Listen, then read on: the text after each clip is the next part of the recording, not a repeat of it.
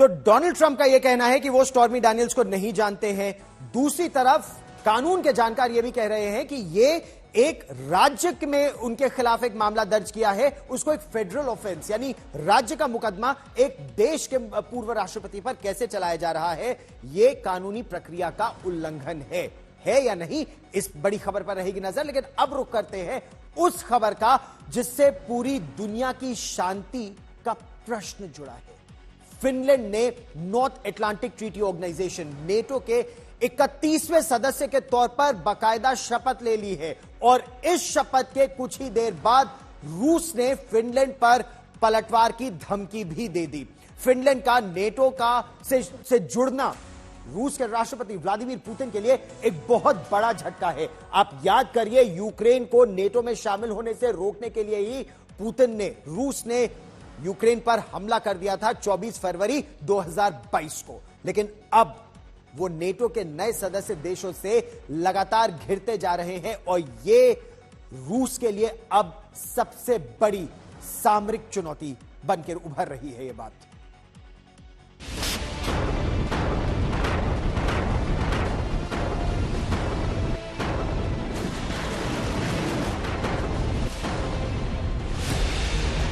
Finland की NATO शपथ,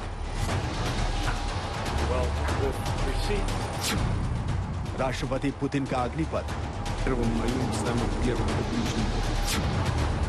रूस के अब और करीब नाटो,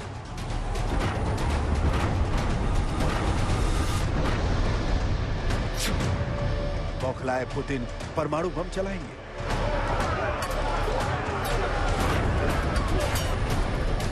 रूसी राष्ट्रपति पुतिन को सबसे बड़ा झटका लगा है। उनकी धमकी को ठेंगा दिखाते हुए फिनलैंड आखिरकार नाटो का सदस्य बन गया।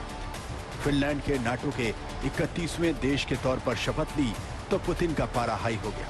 गुस्साए पुतिन ने फिनलैंड को जवाबी कार्रवाई की धमकी दे दी है। रूस ने चेतावनी दी है कि फिनलैंड की नाटो सदस्यता से पैदा हुए खतरे से निपटने के लिए उसे घातक तैयारी करनी पड़ेगी। रूस ने फिनलैंड को पहले ही धमकी देते हुए कहा था कि अगर उसके जरिए नाटो का विस्तार हुआ तो उसे अपनी सीमा पर परमाणु हथियारों और हाइपरसोनिक मिसाइलों के साथ रहना होगा।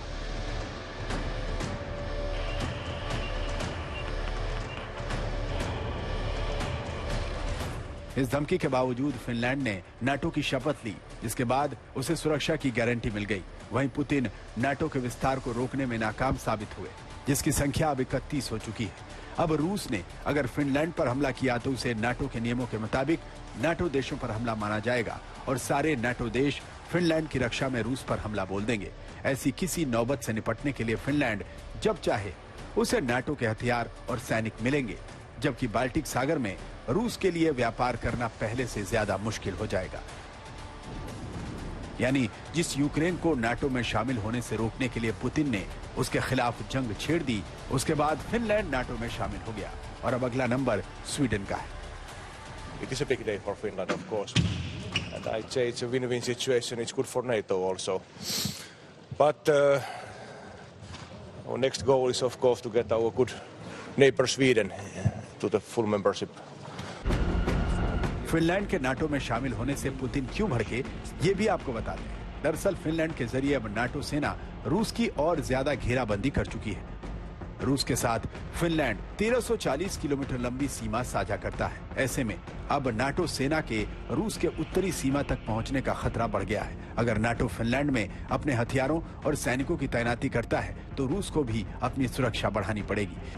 पुतिन पैर पसारते नाटो को शुरू से ही रूस के वजूद पर खतरे के तौर पर देखते हैं। पुतिन को डर था कि यूक्रेन कहीं नाटो में शामिल न हो जाए। इस वजह से ही फरवरी 2022 में उन्होंने यूक्रेन पर आक्रमण का आदेश दिया था। वहीं इस हमले की वजह से फिनलैंड ने नाटो की सदस्यता का आवेदन दिया था। अब अगर स्वीडन भी नाटो में शामिल हो गया तो बाल्टिक सागर क्षेत्र में रूस के 2 नए दुश्मनों का मुकाबला करना होगा। बता दें कि स्वीडन के नजदीक ही रूसी सेना के उत्तरी फ्लीट का मुख्यालय भी है। नाटो का गठन कोल्ड वॉर की शुरुआत में 4 अप्रैल 1949 को हुआ था। तब नाटो के सिर्फ 12 सदस्य थे, जिनका मकसद तत्कालीन सोवियत संघ के खतरे से मित्र देशों की रक्षा करना था। 1991 में सोवियत संघ के पतन के बाद नाटो की सदस्य संख्या में जबरदस्त तेजी आई।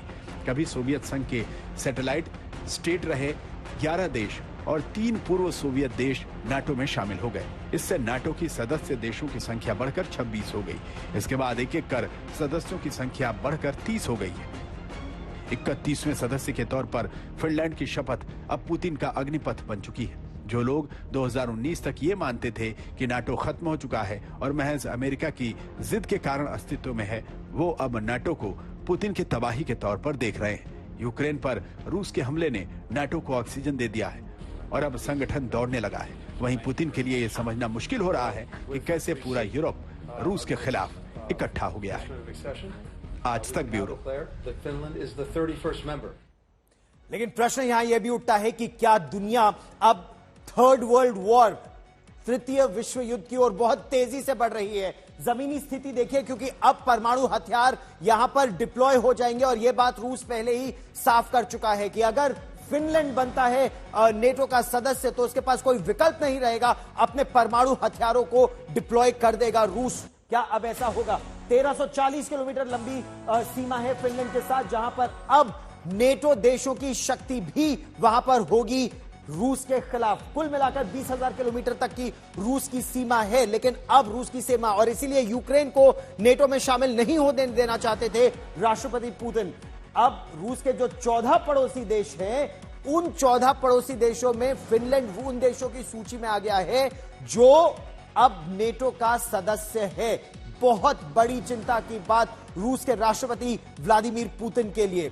ये पूरी जो जंग शुरू हुई थी 24 फरवरी 2022 को, इसका लक्ष्य सिर्फ यही था कि किसी तरह से यूक्रेन को रोका जाए कि यूक्रेन नेटो का सदस्य नहीं बन जाए। अब तक नेटो देशों की सीमा 1215 किलोमीटर थी, उसमें 1340 किलोमीटर फिनलैंड का और ज्यादा जुड़ गया है। इसका क्या मतलब है कि जब रूस के जो रेडार होंगे, रूस के सिपाही होंगे, रूस की सीमा होगी केवल फिनलैंड के साथ नहीं, जिसको अब तक एक निष्पक्ष देश माना समझा जाता था, अब रूस की सीमा नेटो देशों के साथ होगी, जो न केवल वॉर्सो पैक्ट देशों के समय से, सोवियत संघ के समय से नेटो देश हॉस्टाइल थे, दुश्मन देश समझे जाते थे। फिनलैंड के जुड़ने के बाद 2555 किलोमीटर यानी 1215 जमा 1340 किलोमीटर लंबी यह सीमा हो गई है, और यह बहुत बड़ी चिंता की बात रूस के राष्ट्रपति के लिए। अब उनका अगला कदम क्या होगा? क्या यह कोल्ड वॉर 2.0 की शुरुआत